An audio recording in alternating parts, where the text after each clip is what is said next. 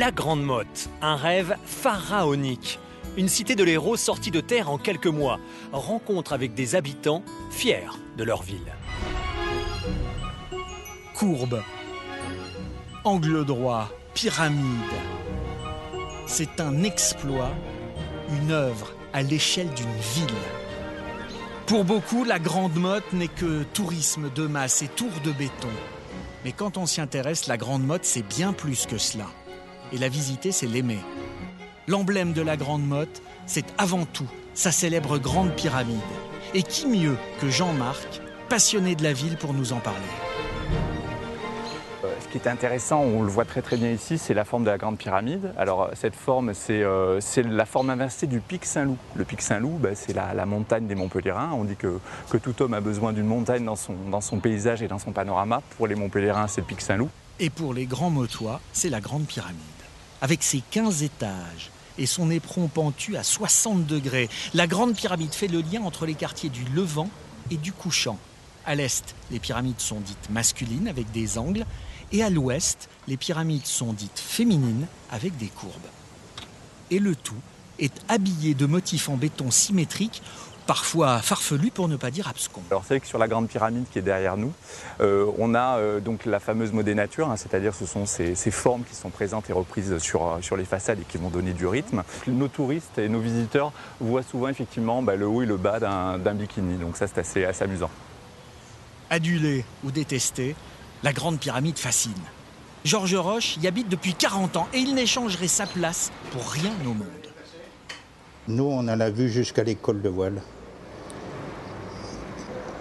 Pas beaucoup de monde à l'eau, mais pas mal de monde sur le sable. On peut dire qu'à la Grande Motte, on a tout ce que l'on veut.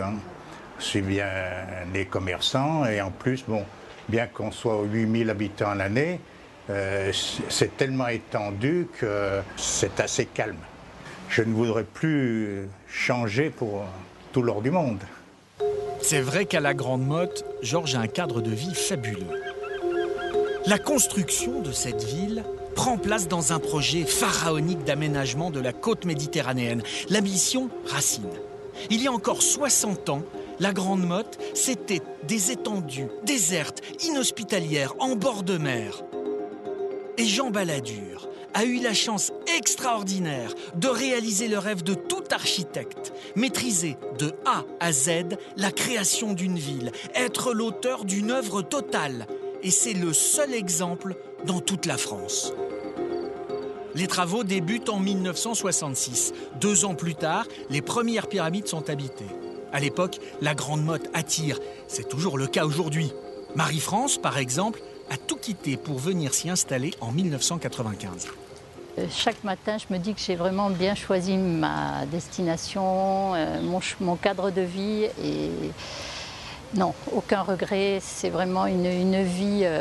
On a beaucoup de chance de vivre à la Grande Motte. Il faut dire que l'architecte a pensé à tout, et en particulier au confort des habitants. Pas moins de 25 km de voies en circulation douce pour cyclistes et piétons. Et c'est sans compter les espaces verts qui recouvrent 70% de la ville.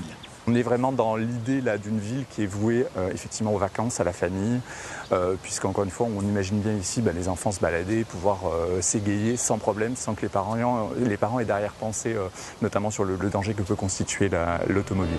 Alors loin des clichés négatifs, la Grande Motte est une ville structurée et pensée pour ses habitants et leur bien-être. Avec ses tours de béton, le projet architectural de Jean Balladur fait de cette ville de bord de mer un musée à ciel ouvert, classé patrimoine national du XXe siècle.